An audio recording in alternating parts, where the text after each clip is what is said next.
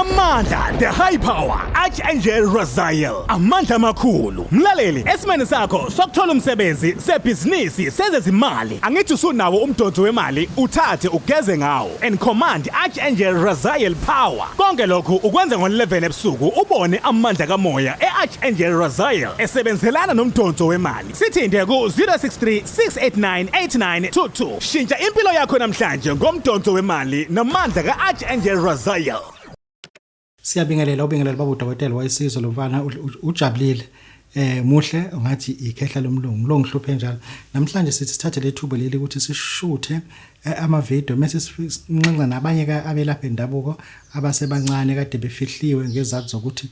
thina sesibadala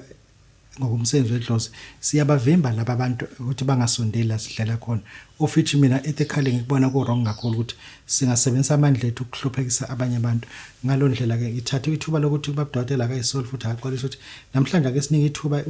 ubaba omela kwendabuko inamba yakhe 0647881787 uma ungamtholi lapho uyakuvuma ukuthi kuyiqiniso ukuthi Ikhehla Elingagugi liyathola inamba ethi 0695105730 baba usemayville go to room ukuphi indawo Ngiyabingelela Ikhehla Elingagugi ngitholakala endaweni yaseThekwini emayville go to room 161 Boro Road kuphi lapho 161 Boro Road umgwaqo nje usesango nje ithatha imoto ikubeke esangweni lapha impela mkhulu ake siqale sikhulume lana ngoba lento uma singayikhulumi lana izogqilaza ngoba abanye abantu bake bathathe umsebenzi wabanye abantu bawubize ngowabo uma sibona imoto ipaka kusuke sibona uthotho upaka kusuke ngapaka uthotho kusuke kupaka umuntu ophakathi epaka imoto konjalo ba ngifuna uyihlukanise lento lena lento yini ukuthi niyahlola ubani ohlolayo Ikhehla Elingagugi noma kuhlola wena ohlolayo Ikhehla Elingagugi ngoba Ikhehla Elingagugi la ngithabathisa lo msebenzi ufuna ukuthi kumina ilona elingaphakathi wena ongaphandle Ikhehla Elingagugi liphila kumina impela ilona elingaphakathi mina ngaphandle lisebenza ngami ukuze kuphile umuntu ake sibuyeleke lana ke uyafuna umuntu ukuthi Ikhehla edala Ikhehla Elingabonwa ngamehlo Ikhehla Elingagugi limlalelele ilento eliyishoyo alivamisile ukugeja athi umuntu ayangikwazi lokho akunazi icathulo mina liyagqilaza leli Ikhehla litshela into kuyiyo ngoba lapha masihlola isikhathi esiningi uphuma into oyaziyo kuze kuphume nento ongayazi ngoba ke kuphuma into eyenze kungakazalwa kuphume into eyenze kusemncane kuphume into esazokwenzeka okubalulekile ukuthi ukuthi ngutshela into ongayazi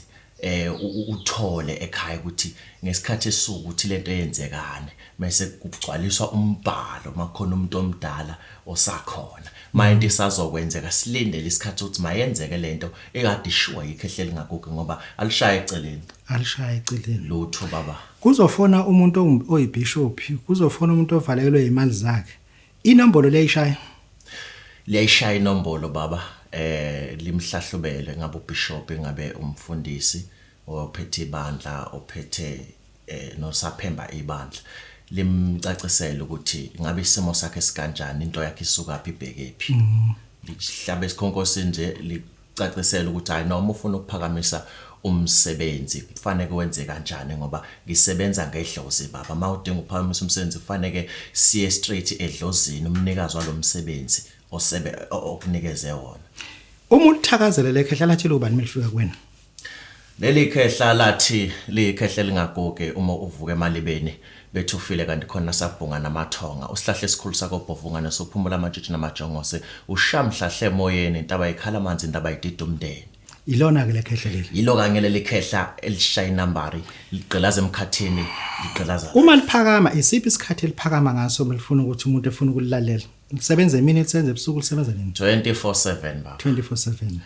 asikho isikhathi la khona ibreak noma lunch time noma tea time noma ngabe isikhathi sini makufanele lisebenze liyasebenza umuntu angakwazi ukufika ezolela indaba zakhe emini umuntu angakwazi ukufika ezolela indaba zakhe ebusuku konjalo baba isikhathi esiningi nje emini ngisebenza ngabafika endumbeni bezohlolelwa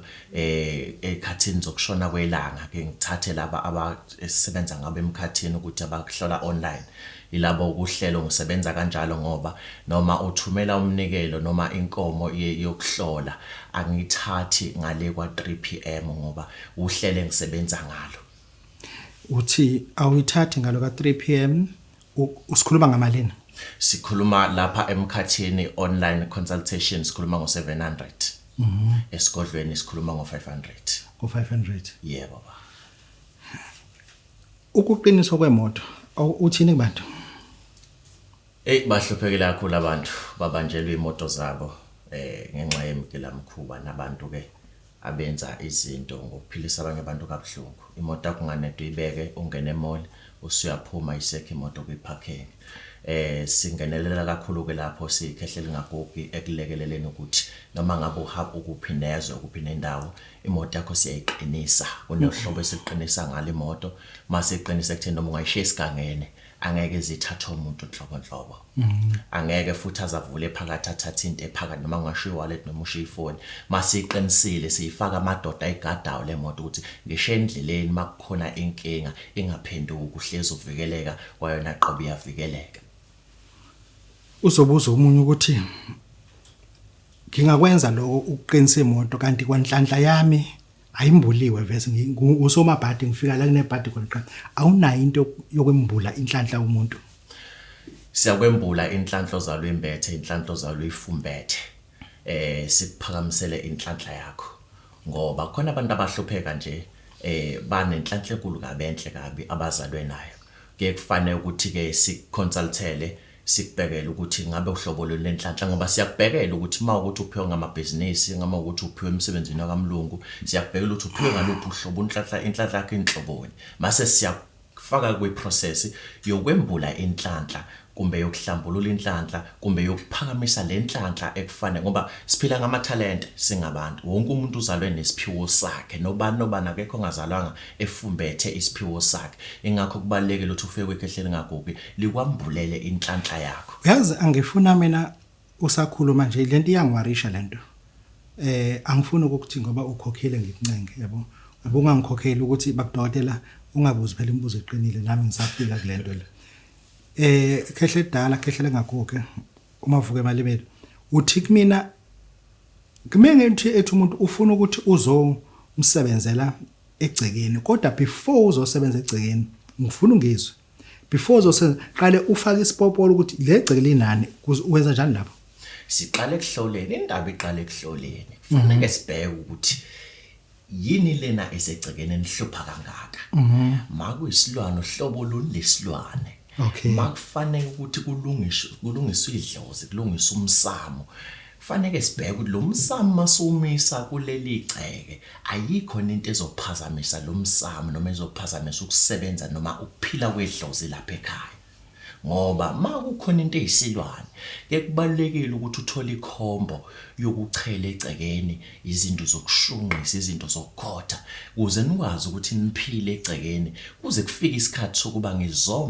ngizokhipha izilwane egqitshwe egcekeni mangizikhipha lezi zilwane kubalekile ukuthi kubethelwe ekhaya ngoba ukubethela kuvikela umndeni kuvikela ithonga kuvikela umuzi wonke. Ngizofuna ke singene kulomsebenzi ke manje othi ikhombo yokubulala izilwane egcekeni le khombo ngingaya noma kweyiphi ikhemesi ngoyifuna uma ngizokunika le khombo Ikhehla wena usubone kanjani ukuthi ngempela isilwane esikhona noma wena ubuhlolela ukuthi mina ngigcine ngiyithathile yini osuke usuyibonile lapha mase kuhlolela sithola ukuthi kunesilwane egcekeni ophila naso esilala nomndeni angifike ngesikhathi noma ngosuku engihlolele ngalo ukuzokhipha leso silwane ngifanele ukuthi yema ufike usufaka into lo uzoyiphonsa kanje ufika nini ufike ebusuku usihamba nomfana uzofika agqiba into kanti ufika nini mase sesikhulumile sasithola indaba yesilwane ngikwenzele isampula ngikuthumela imiyalezo ukuthi thatha uthatha usawoti Ngiyakuzwa, mawuthatha usawoti ngiyakuzwa. uthatha amasosa amabili Ngiyakuzwa, mawuthatha amasosa amabili elinye ulifaka usawoti nelinye ulifaka usawoti elinye Ngiyakuzwa, ulifaka ngaphansi kwekhabethe ekitchen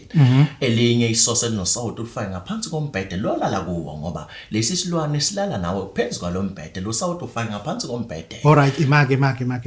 Usawoti ufaka ngaphansi kombhede. ngaphansi kombhede Usawoti omunye ufaka ngaphansi kwekhabethe okay, ekitchen. alright, ngiyakuzwa ngiqhubeka. Ngoba manje sifuna ukuthi ngikukhombise uthola isampulu ukuthi cha ngempela Ikhehla Elingagugi beliqinisile manje kukhona isilwane lapha egcekeni uzothi after 3 days lesi silwane sizobe sisichamile kuleli soso lelo Oveza sifike zonke insuku kodwa kona siyafika siyafika sinezikhathi ezithize esivakasha kodwa liphezulu into lingafika ngaveza. ngoba isoka phela leli manje lifike nezikhathi ezithize lifika alihlezi Ngiyakuzwa. makufika usuzothola isampula lento ebisho Ikhehla Elingagugi cha ngempela khona isilwane lapha ekhaya uzothi mawufika ufica umchamo waso emva kwezinsuku ezintathu mase sekunjalo sungithumela imiyalelo cha Ikhehla Elingagugi ngisificele lesimo ke wadu udlulisele sona kuzobe thi ngosuku oluthize bese ngiyafika ngizokukhipha Ema ngifuna ufike. Lento ayithunyelwa wena. lutho baba Ngizokuthemba kanjani? kufanele ukuthi ungithembe ngoba ngisuke nganyathele emagcekeni akini Awuwazi lo yamuzi. angwazi lo amuzi lo Bengithi mhlawumbe lento mina ukuthi angifuni indlale ngathi. Ngithi mhlawumbe umuzo waziwa ngala kamakhelwane. Uzofika lento uyiphonse egcekeni uthi gibela phezulu kwabo. ifike ichame bese uba ngathi Yabona Ikhehla edala yabona uma sikushaya sizosebenza kwakho sifike sibuze ukuthi ikuphi ekhaya yeah umuso soyasho you understand mase ngithi ngikuphi nesitolo esukuthi usho mase sithi naye angaze ngiyazi lo misi sengizoya mina ke kuleso sitolo ngibuze kasebani bani yangizothi ngithini ngizwa bangije bathi hayi mina ngizoma ngizobuza umuntu okazoma ongaka Mahlase kuthiwa uMahlase la kodwa umuzo wazoma ukho lapha yeah awu uzuma wathi uncaka akhanje amahlase amahlase kuphi mase bethi lapha yana mina sengizobuya ebusuku yazi ngiphetheni manje ngiphethe ihlabathi solwandle yeah ngiphethe ihlabathi somvula ngiphethe amafutha alisilwane ngeke ngisho ukuthi yini yeah ngeke ngikwazi ukwasho mase ngiyahlanganise kahle la mfutha mase ngithatha itshelo lomvula ngilidikjele kulo yamuzi loya lento izoqathakala la kwesilingi anene ngibiza ukuthi ngizobethela iphonswe yini uyabiza I know Angiphela manje ngakho ngibuza ukuthi akuwena noyifaka phela nathi siyakwazi ukuthi siwufokise lo muzi yeah bese siwufokisile sizoshisa isibongo esirong bese baqina bese siyijikjele lento le hayi Ikhehla Elingagugi hayi ukuthi ifako wena lo yaqhubeka kahle Ikhehla Elingagugi alisenzi isimo esifana naleso wena lo muzi uwazi angiwazi mina lo muzi kodwa wena ekseni umuvuka after 3 days ichamile inkosi ichamile le ndoda lena elala nawe noma eganiswe nawe okuyisampula lelo ukuthi lento ebikhulunywa Ikhehla Elingagugi nansi sesiyayibona ngamehlo ake simlanda Ikhehla Elingagugi sinike inamba yakho Ikhehla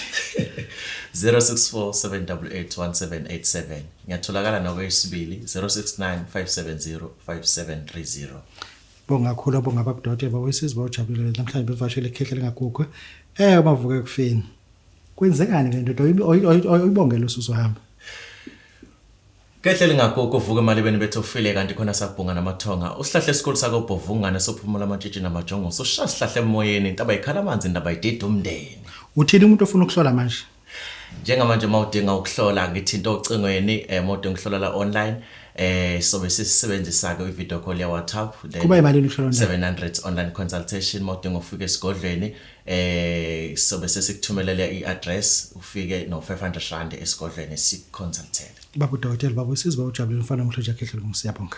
Amandla the high power Archangel Raziel amandla amakhulu mlaleli esimene sakho sokuthola umsebenzi sebhizinisi sezezimali angithi usunawo umdonso wemali uthathe ugeze ngawo and command Archangel Raziel power konke lokhu ukwenza ngo11 ebusuku ubone amandla kamoya eArchangel Raziel esebenzelana nomdonso wemali sithinde ku 0636898922 shintsha impilo yakho namhlanje ngomdonso wemali namandla kaArchangel Raziel